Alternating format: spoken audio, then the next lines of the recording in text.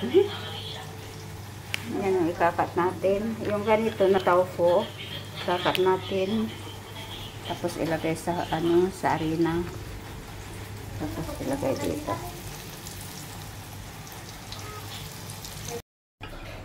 Ilagay natin yung sibuyas.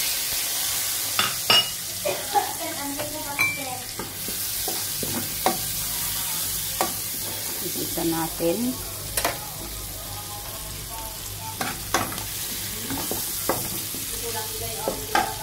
Mushroom. Ayan.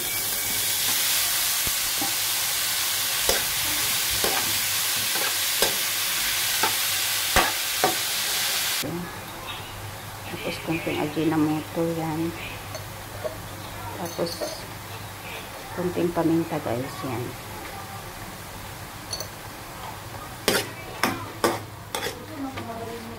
Tapos guys, ilagay natin yung tofu.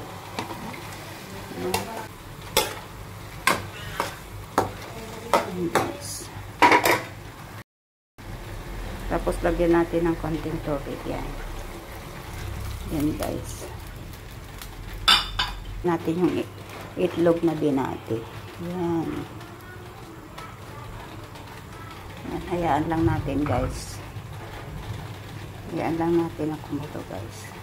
Tapos guys, ilagay natin yung konting sibuyas, dahon ng sibuyas. Yan. Yan. Alright, okay na siya. Yan. May soup na tayo. Yan guys.